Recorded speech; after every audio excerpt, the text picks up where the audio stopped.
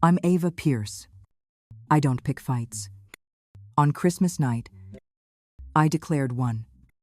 I walked into my grandfather Harold Whitman's dining room, knowing exactly where this would end. Harold lifted his glass and smiled at me across the candles. "Do you like the house I bought you?" The fork stopped. The room held its breath, and the fire popped like it understood. I answered with 3 plain words. "What house?" "Grandpa." Chairs creaked. Denise Pierce's hand slipped from her wine glass, and Victor Pierce stared at the tablecloth as if the pattern could explain itself. Harold set his glass down, and his voice turned to iron. "Show me the deed now." I had already strung the room with lawful tripwires, and every path pointed to one truth. If you were sitting here, would you protect a quiet family myth, or pull the whole lie into daylight? 2 weeks earlier, I had traced a deed that should have had my name and found the signature that sold it away. I said nothing. Not to Harold. Not to anyone. I waited for this table. These candles. This chorus of polite lies. Tonight the truth would speak without raising its voice at last. Victor Pierce tried to laugh, but his voice cracked under the weight of the silence. He said the timing was wrong, that this wasn't the place to talk about business. Harold Whitman leaned back, calm but firm, and told him this was exactly the place. Across the table, Denise Pierce's smile faltered like glass about to break. I kept my eyes on her, waiting for the lie I knew would come. She said it was all a misunderstanding. That paperwork got mixed up. Harold motioned to the hallway, and Nora Kemp, his longtime assistant, stepped forward with a brown envelope. She placed it beside his plate, and every sound in the room, fire crackling, silver clinking, seemed too loud. Harold opened the envelope and slid out 2 sets of documents. The first bore my name, clear and unshaken, the original deed to the house on Pacific Lane. The second carried Victor's signature 3 months later, transferring that same property to Cascade Pine LLC. Denise reached for the papers, but Harold's hand stopped hers halfway. His voice stayed level, but the edges cut deep. I felt the room tilt as I watched the truth land. Nora's voice trembled when she admitted the email confirming the sale had once been ordered deleted. Harold's eyes hardened, turning toward my parents like a man seeing strangers in his own home. He asked me how long I had known. I told him long enough to stop hoping they'd tell the truth first. For a moment, no one moved. Denise's tears looked practiced, and Victor's silence was worse than any apology. I wasn't here to beg or to win. I was here to end the performance. The fire behind Harold flickered against his face as he said quietly, "That trust, once sold, doesn't come back with interest." A week before that dinner, I sat in Jade Morales' apartment, surrounded by stacks of property records. She was a paralegal with more patience than I deserved, and her laptop glowed with county databases and escrow filings. When she found the Cascade Pine LLC transfer, she turned the screen toward me without speaking. The buyer's address matched my mother's office suite in downtown Portland. I remember the silence between us, thick and sharp. Jade said we could play this 2 ways, rage or precision. I chose precision. We filed a notice of claim to flag the property as disputed and requested escrow records through public access law. No threats. No noisy. The next morning, Cole Bradford, Harold's longtime attorney, called me in. He had already reviewed the trust Harold created years ago and explained a clause I hadn't known existed. If any gift to a direct heir was misused or sold under false pretense, that heir's inheritance would freeze until the issue was resolved. His voice was calm, but I could hear the weight behind each word. I asked him to prepare the paperwork quietly. By Wednesday, Cole had filed a lis pendens against any future sale or transfer. On paper, it looked procedural. But legally, it was a locked door. No one could touch that house without my signature. Jade looked at me across her coffee mug and said, "You just built the first wall." I nodded, though inside I felt less like a builder and more like a detonator counting down. That night, Denise texted me, accusing me of humiliating the family. She wrote that my grandfather's health couldn't handle more stress, that I was ungrateful and cruel. I didn't reply. Some fights are cleaner in silence. When I closed my phone, the screen reflected a face I barely recognized, controlled, tired, but awake. For the first time, I realized revenge didn't have to scream. It could whisper in the language of documents and deadlines. It could be lawful, deliberate, and cold enough to make truth its weapon. Jade was the one who found the leak. While combing through the escrow ledgers, she noticed a consulting fee wired to a small real estate account under Reed Dalton's name. Reed wasn't on any of the documents tied to the Pacific Lane property, yet he had received nearly $18,000 days after the sale. The transfer came from a family trust. Denise managed for her events business.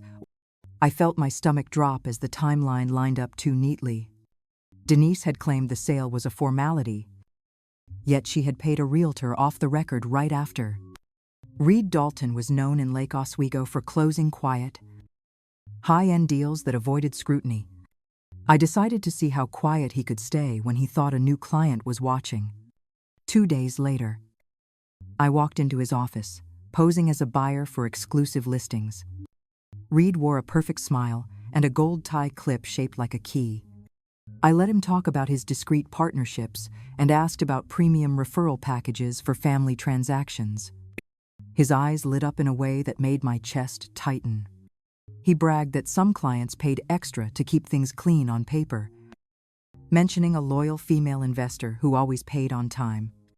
Under Oregon's one-party consent law, my phone recorded everything resting in my coat pocket. I didn't need to push harder. Reed talked himself into the hole.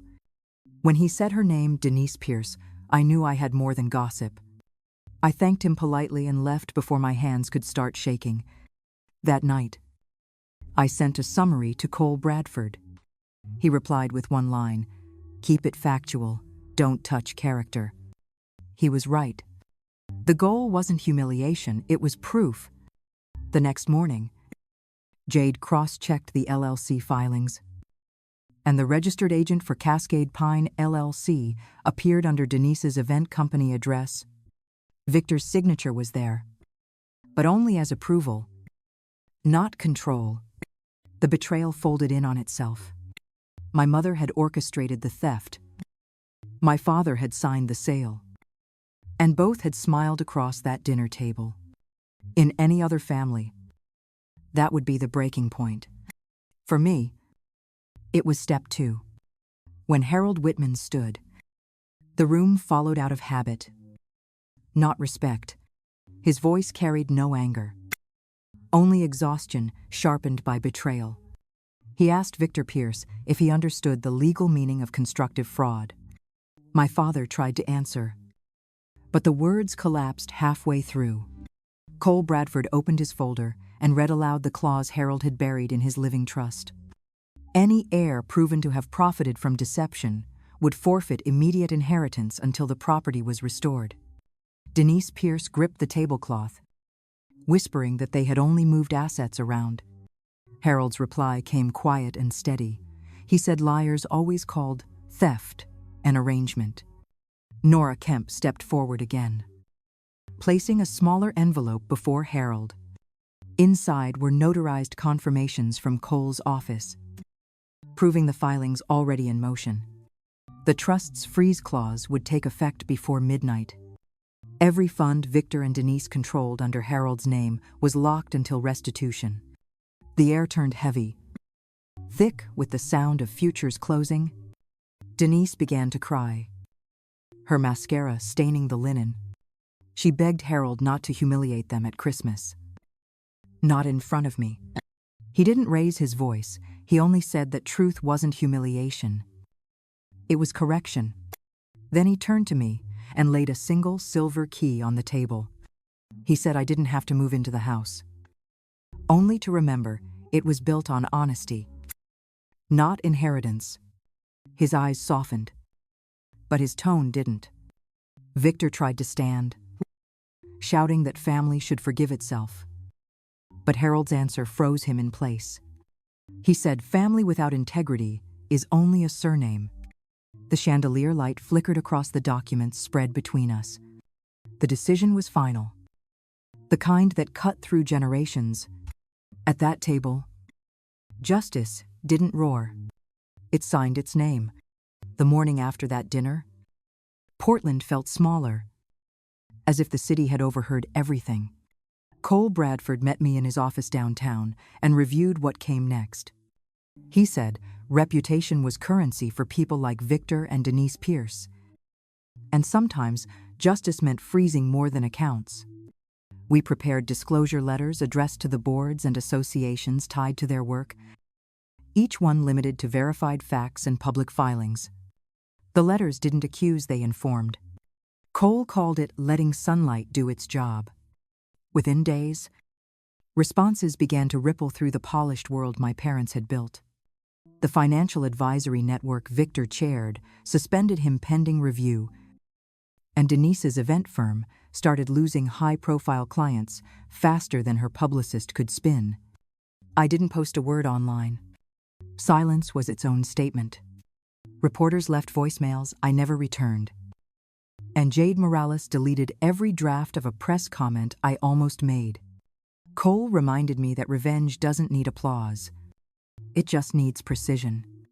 A week later, Reed Dalton reached out through an encrypted email, offering to clarify a few things. The message included screenshots of payment trails, his way of bargaining for mercy. Instead, he confirmed what we already knew. Denise had financed the transfer, then routed part of the profit back through Reed's firm as a consulting retainer. Every lie circled back neatly to its maker.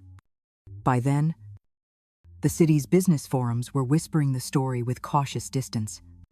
Some called it scandal. Others called it cleansing. Harold Whitman stayed silent publicly. But privately, he thanked me for keeping our name clean, without raising my voice. For the first time, their empire trembled, not because I fought loud, but because I fought lawfully. Truth had become contagious, and it was doing the talking for me. By late January, the case had shifted from whispers to paperwork. Cole Bradford drafted the rescission claim to void the original sale and restore ownership under my name. Every clause was measured, every number precise. I read it 3 times before signing. Steady but cold, like sealing a door behind me for good. Our demands were simple on paper, devastating in practice. The Pacific Lane property would return to me, with restitution for all profits gained from its sale. Reed Dalton would surrender his license temporarily and cooperate with the Ethics Board's inquiry. Denise and Victor Pierce would sign a binding agreement forfeiting any authority over Harold Whitman's remaining estate. There was no space left for persuasion or sentiment. Cole sent the Memorandum of Understanding with a 24-hour deadline.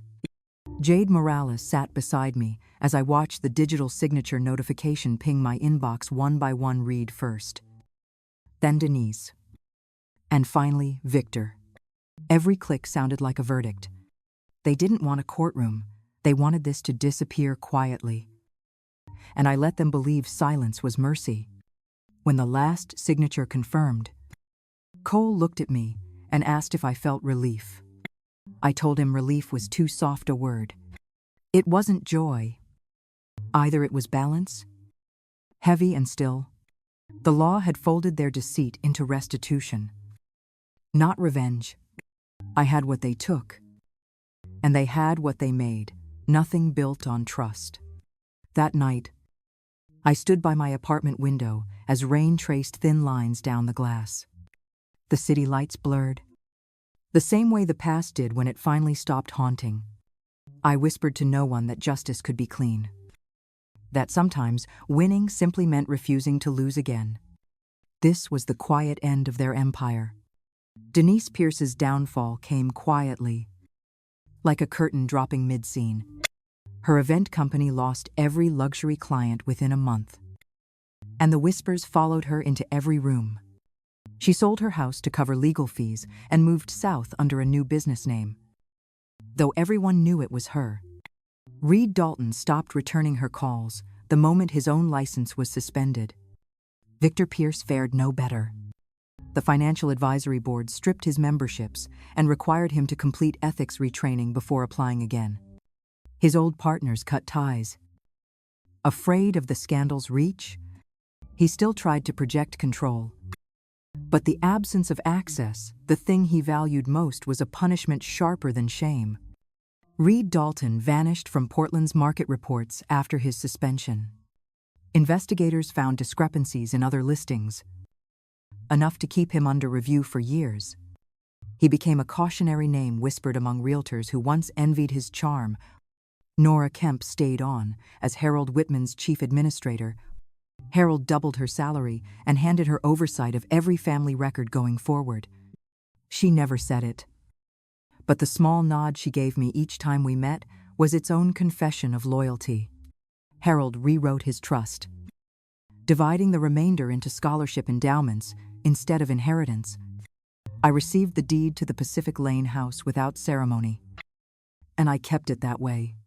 Justice didn't erase the hurt, but it balanced the weight.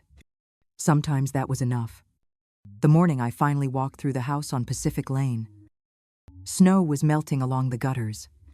The air smelled clean, like something had been washed away for good. I unlocked the door with the same silver key Harold Whitman once placed in front of me and stepped into the quiet. Every wall felt like a question I had already answered. I didn't decorate. Not yet. I wanted to hear how the silence sounded when it belonged to me. I thought about how people call it revenge, but what I did felt closer to balance. Sometimes justice doesn't thunder, it simply stands up and refuses to move. Some would say I went too far. That family should protect its own, even when it's wrong. Others would say silence is just another form of guilt. I still don't know which side is right. Maybe both are.